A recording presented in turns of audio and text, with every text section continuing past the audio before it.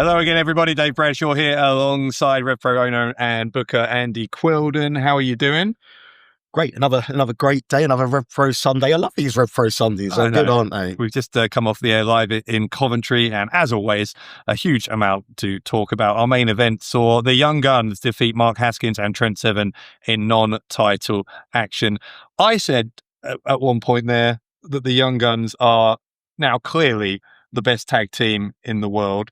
You said, well, there's lots of teams vying for that position. After this win tonight, surely they've strengthened their case immeasurably. Yeah, it further solidifies that legacy. And I believe legacy is a big word here in Revolution Pro Wrestling, because I feel like everyone in Rev Pro feels like we're fighting for something, and we're fighting to be remembered. We're fighting to be more than just a footnote in history. I think the level of competition here is so high. I genuinely, from the bottom of my heart, believe that. And everyone who's competing, all wrestlers that come from around the world to compete in Rev Pro rings and see it firsthand for themselves, they know how high the levels are.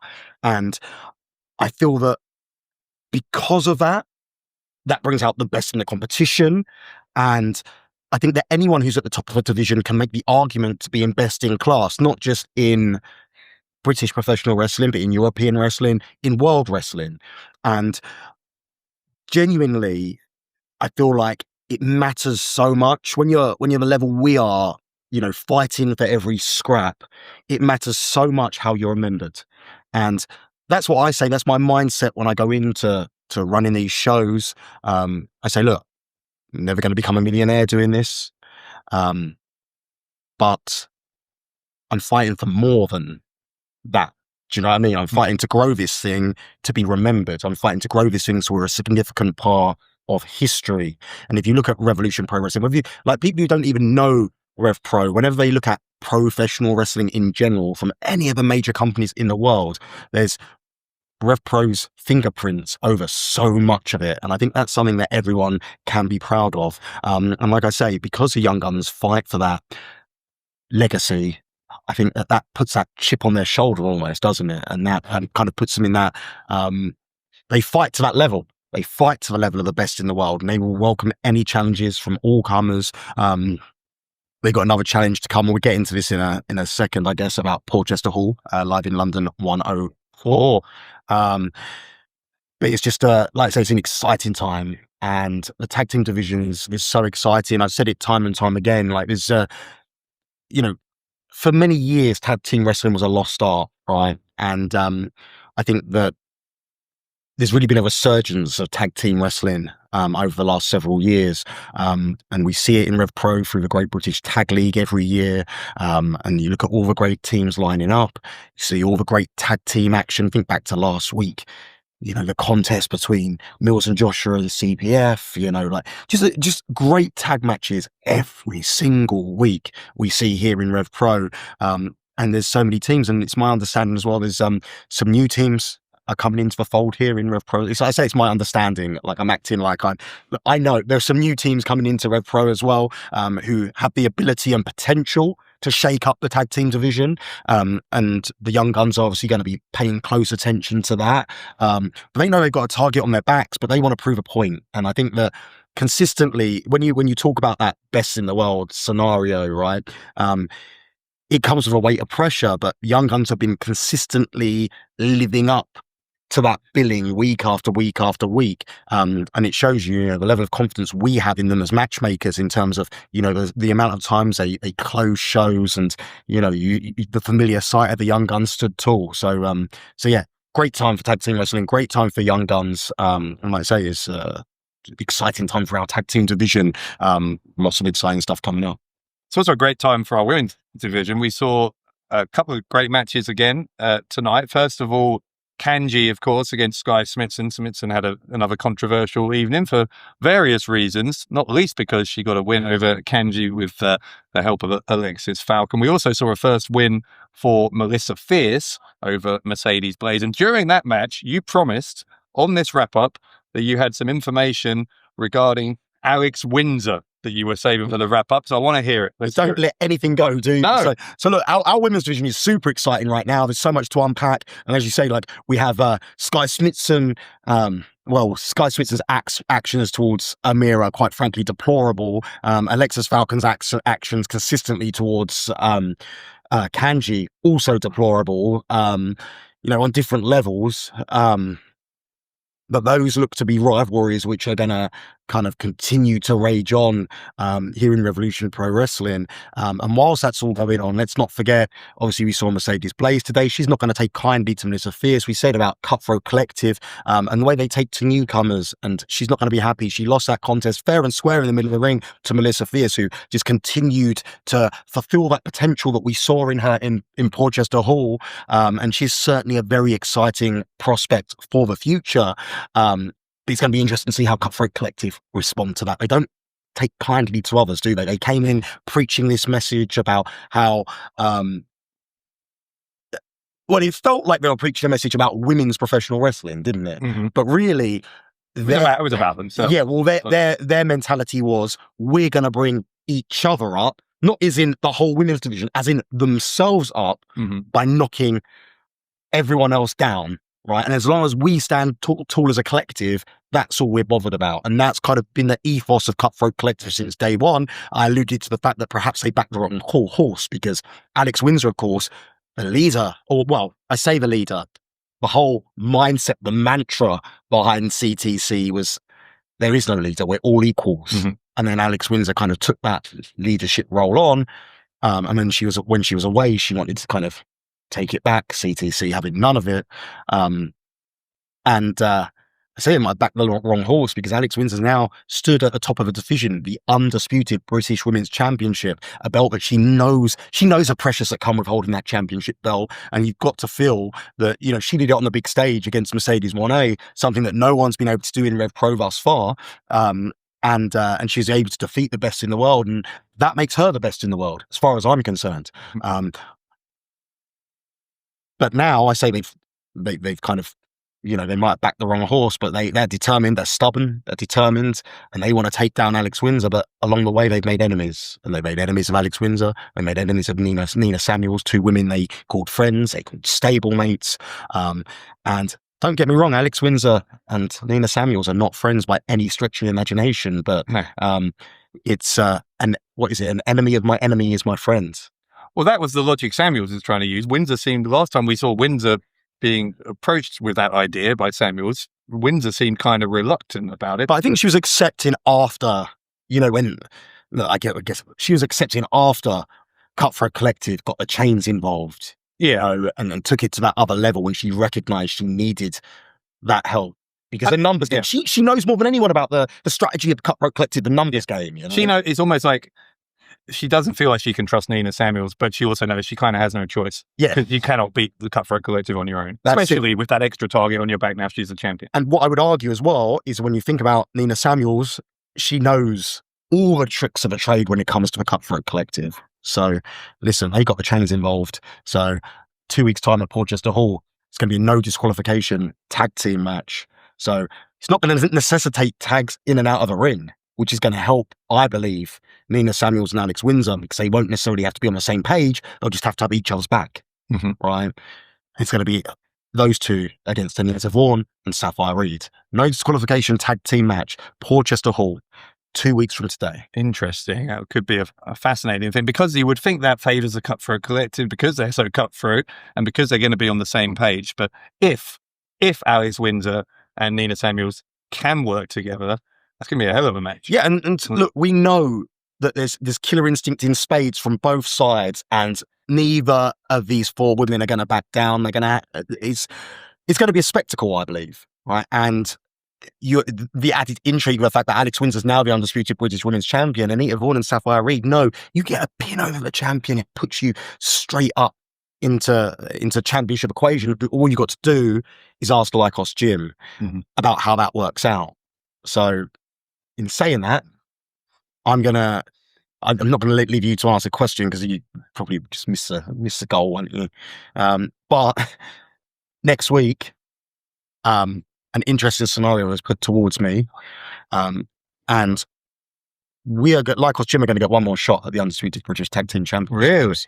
Really? 2 weeks' time, Porchester Hall, live in London 104. It's going to be Lycos Gym against the Young Guns one more time, one final time. Now, this match, believe it or not, if you watch the backstage comments right on here on this very YouTube channel, you would have seen Liam Slater walk into shot post-match after Sheffield last week and ask the Young Guns for one more match.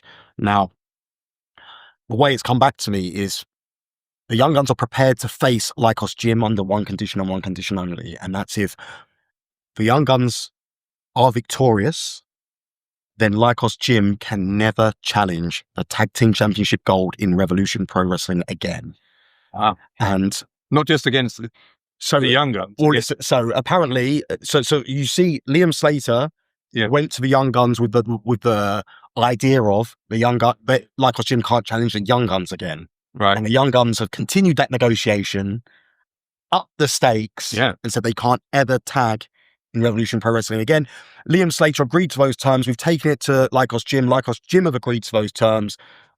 Young Guns are licking their lips at the opportunity. So, Young Guns are going all in for Lycos Gym. And talk about a match we haven't seen for years and years and years, and now we're going to see it 3 times within 6 weeks, I guess. Yeah, what a trilogy of matches that is to... Yeah, that one winner piece. Wow. And we're going to settle it at Porchester Hall, Young Guns and Lycos Gym with the Undisputed British Tag Team Championships on the line, live in London 104. Obviously, you can be there live at the Porchester Hall. If you can't be there live, next best thing, watch it live at home on RevProOnDemand.com. I want to shift gears a little bit because I want to talk about the Undisputed British Heavyweight Champion, Jay Joshua. He was in action alongside Connor Mills today with a victory over Rising Tide. But I want to talk about what happened after the match. Because one, TK Cooper, who has been making his intentions clear when it comes to Joshua's championship, he used Michael Oku's music as a diversion to slip into the ring from behind and to assault both Mills and Joshua. Is that the way that you want someone to come in and lay down the challenge for the champion? Where does this leave TK Cooper? We need to do some talking. I don't know. We need to communicate with one another. TK Cooper, again, came out with Michael Oku's music, used that as a diversion, was wearing a Michael Oku t-shirt, clearly got Michael Oku on his mind, clearly wants to prove a point, clearly wants to right a wrong. He hasn't forgotten about the Revolution Rumble last year. So we need to speak to Jay Joshua. We need to speak to TK Cooper. I don't know whether this just entitles, if TK Cooper's entitled to a championship match. Maybe it's a case of, does Jay Joshua want to put the championship on the line against TK Cooper? If I was to be a betting man, I would say he does, because he wants to be a fighting champion. But Jay Joshua's finding life on the top is lonely. You've got a target on your back, everyone's gunning for you.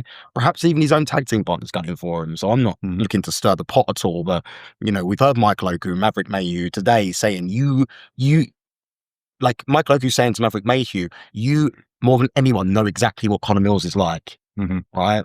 One person who doesn't know exactly what Connor Mills is like is his own tag team partner, Jay Joshua. So I think I said as well about Mills that he's kind of ended up, and I'm not sure if this could have been part of his plan because he couldn't have known how this was going to work out, but because of Oku accidentally super kicking Danny Black last week, Mills has ended up kind of sowing all these seeds of chaos, because we saw more confusion this week after Oku got the win tonight against Maverick Mayhew.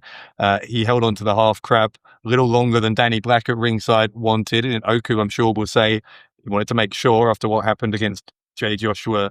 You saw him when the referee was trying to pull him off. He was looking at the referee saying, "Are you sure? Are you sure? Are you sure?" But he was almost doing it in a way to try and prove a point, right? And to try and show, look, this is why I released the hold when the music played. He, in his mind, is a rightful undisputed British heavyweight champion. He wants to be a 3-time undisputed British heavyweight champion. And he feels that he was robbed of that moment. And much like TK Cooper wants to prove a point, Michael Oku wants to prove a point. And this was going back to at the start of this when we were talking about legacy and people fighting for legacy, fighting to be the best. It creates scenarios like this. But like you say, Dave, Connor Mills has created a toxic environment, and he's set in motion a chain of reactions, and every action has a reaction, and every reaction has a consequence. And we saw that tonight where Amira, look, let's be honest. If all of this wasn't going on with CPF, then that wouldn't have left Amira vulnerable for Sky Smithson to attack her from behind. Yeah. Mike Loku was going out to save Sky Smithson and Danny Black, to save Amira, sorry. And Danny Black stopped him from doing so because Danny Black was so focused on, he had his back to obviously what was going on, and he was so focused to the situation which has occurred, which was Mike Loku hanging on to that half crab for too long, showing that, in his mind, disrespect, right? And he was so focused on that moment that they missed what was going on behind them. Yeah. And as a result of that, Amira wound up having to be helped out of here, having to be taken to hospital to be checked out as a result of that chair shot from Sky Smithson. It's just so unfortunate in so many ways, because I don't think it was Danny Black's intention. He didn't know what was going on outside the ring. He was angry at Oku, which from his point of view, he was justified in being. Oku was angry at the situation from the title match. That's why he held on to the half crab. So it's a lot of unfortunate situations that people like Connor Mills are going to exploit. But it does mean that whereas we hoped that the animosity, if you like, between Oku and CPF would have been settled tonight with this match against Mayhew, it's now more complicated than it even was at the start of the day. Yeah, I don't think it's as simple as we can put people in the ring, let them fight, and it's all going to be okay. Because, look, it worked for CPF, but they're as close as brothers, right? And that could have backfired if it wasn't for Maverick Mayhew being there. So, look, like I said to you before, I don't like to see people fight. He's a human being, I don't like to see stuff happen on this level, but as a promoter, it makes my job easier because there's exciting matches we can put together. There's intrigue, and I'm interested in seeing Mike Loku versus Danny Black. I'd be interested in seeing Mike Loku versus Joe Lando as well. But at the same time, I believe, as someone who's known Mike Loku since he's come through as a pretender to a contender, to a champion, to a history maker, I want to see him get focused on that undisputed British Heavyweight Championship. Because remember all those big Mike Loku fight nights, so to speak, where, Mike Loku versus Manders, Mike Loku versus Slater, Oku versus RKJ, Oku versus Cooper. Those big fight nights that became a trademark of that championship reign. And of course, let's not forget the previous reign of Ospreay, Jacobs, so many moments that Mike Loku's been responsible for. And I'd love nothing more than to get back to that. But how can he when there's this spectre of Connor Mills there all the time? That's it. That's the question, isn't it? Yeah. And Connor Mills has said this is never going to be over. And I think Mike Loku's now realizing this is never going to be over. And as we alluded to on commentary, we said, look, we were able to kind of keep them at bay from one another. We knew there was this deep rivalry between them, but we were able to keep them apart. We were able to keep things at bay for 2 years. And then boom, it's all gone off. All the old wounds reopened, and kind of here we are again. And it's a saga, which again, I think both men feel will never be over. And I don't know how this ends. I don't know what's next. But what I do know is there's so much collateral damage around what's going on between Connor Mills and Mike Loku. And you wouldn't have been able to predict that all the way back in 2020, when Mike Loku opened the door for Connor Mills to come into Revolution Pro Wrestling. Well, look, we've talked about the other 3 championships in RevPro, but the fourth one we haven't talked about was the only one that was on the line tonight, the undisputed British Cruiserweight Championship. Joe Lando successfully retaining against Will Caven in difficult circumstances, because it looked like Lando may have been hurt towards the end of that match, was still able to counter the attempt at the Devil Driver into a pinning predicament. Very smart way to win for Lando. Also, though, at the beginning of the night, we saw Leighton Buzzard snap that 6-match losing streak against Robbie X, one of the best in the world. So after those 2 results tonight, it's a complicated thing with so much competition going on in the Cruiserweight division. Where do you see the lay of the land now? Again, we need to evaluate stuff. Will Caven's angry. So very, very angry. So he will tell you, so he was fighting. This wasn't like one of those occasions where you spoke about Jay Joshua and Shah Samuels, where Shah Samuels was fighting the great fight until he wasn't, and Jay Joshua was able to flip the table on him, so to speak. Will Caven was all over Joe Lando. He found his opening. He's working the head and neck of Joe Lando. He was looking to finish him off. He was looking for that devil driver, as it's been christened, I believe, where he drives a head and neck at a high angle down across the knee. It's a devastating maneuver. And he looked like he was on the route to fighting the perfect fight. And he had Joe Lando down. He had Joe Lando hurt. And he was just about to go for that devil driver.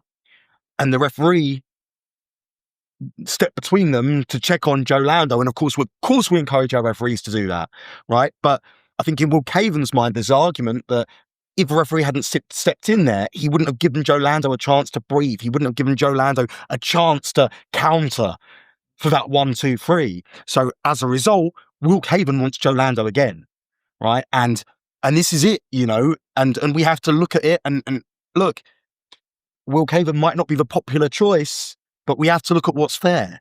And I personally believe we need to look into it and kind of speak to Joe Lando, see how he feels about it. Because Joe Lando's not going to want any question marks over his championship reign either. Again, going back to that, wrestlers being stubborn, wrestlers fighting for their legacy. Joe Lando doesn't want any question marks next to his name. He wants to make it definitive. So I think it's almost like we might have to play it back. We'll see, right? But what I will say is, it's almost one of those things, isn't it? Will Caven can complain a lot about that, but he did take a lot of W's on his way to this championship shot with questionable methods. So, do you know what I'm saying? Yeah. What goes around comes around, maybe, I don't know. As far as Leighton Buzzard comes, I wish we'd stop referring to this as a losing streak. I was trying to say to you, Dave, like, you seem to have a bugbear, I don't know how to say it, bugbear? Is that a terminology? Yeah. About this being a losing streak for Leighton Well, that's Buzzard. how he sees it, And to be fair. And Or I get it, yeah. It did until now. Fair enough. And but like my mentality is, Leighton Buzzard was competing in the heavyweight division, a different division, right? It's like you know, look, it's one of those things whereby he was competing against world-class competition in another division. He, as a very high wrestling IQ, decided that he wanted to go into the cruiserweight division. He'd analysed the lay of the land, so to speak, the fact that his power was so much more effective in the cruiserweight division, the fact that he's still got speed that can match with the cruiserweight division, right? And it wasn't like he was going into the heavyweight division and competing against, you know, up-and-comers in the rankings. He was competing against top 5, you know, Ricky Knight Jr., one called Manders, you know, and guys like that. So that's why I just felt strongly that you can't really count that. And he wanted to be in the cruiserweight division. And then you look at the cruiserweight division, he goes straight in there and competes against former undisputed British cruiserweight champion, Will Caven. And there's question marks over both those losses. Mm-hmm. As a result of Will Caven. Then the other match he lost to Harrison Bennett, again, another former challenger to the undisputed British Cruiserweight Championship. But what was the one constant? Will Caven, right? Will Caven is trying to protect his place in the Cruiserweight division, right? He sees Leighton Buzzard as a threat and he's trying to knock him off his perch, right? And people like you parroting stuff about losing streaks is only going to further the case of Will Caven. So what I'm saying, Dave, right, is you're playing into the narrative that Will Caven wants, right? So do you want to be a part of that propaganda machine? Or do you want to be a part of, you know, the right, I'm not saying the right side of history. It's clearly something Caven's engineered, because as I said on commentary today, 3 of those 6 losses, were 2 of them were against Caven, 1 of them was caused by Caven. So I don't think it's right that Leighton Buzzard's thinking in his head, oh my God, I lost 6 in a row. But that was how he was thinking. And hopefully, having snapped that now and got the win, he can now focus on that title. And I believe Will Caven calls himself a disruptor for a reason. Yeah. Right? Look at what he's done. Look at what he's been doing since day one here in Revolution Pro Wrestling. So, and believe me when I say this, there's no shame in losing to Will Caven. There's no shame in losing to Harrison Bennett. But when you had the questionable circumstances, you know, yeah. And Leighton Buzzard proved it here tonight. And we spoke about that high wrestling IQ. He was ready for Robbie X. Robbie X tried to rake the eyes the same way that Will Caven did. Leighton Buzzard recognized the pattern that was happening before him. The referee being used as a shield, him going to rake the eyes. He was there to block it and take advantage of a situation and kind of pick up that win. And it's going to be a very, very important win for you, because confidence is for you. For me.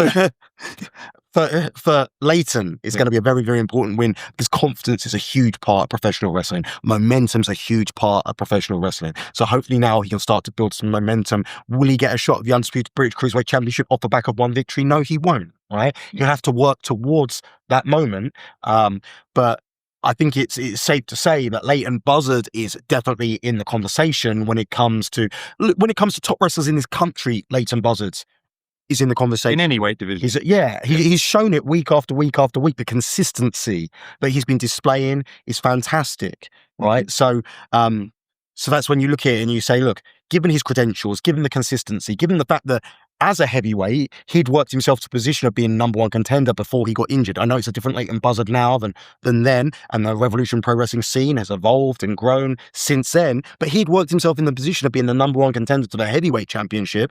He's proven to be very, very effective in the cruiserweight division. He feels he can be even more effective. He's got the win now. He needs to start building momentum, building up some wins, but he's a dangerous proposition, right? And like I say, a high wrestling IQ, it makes him even more dangerous. So I'm excited to see where things can go for Leighton Buzzard.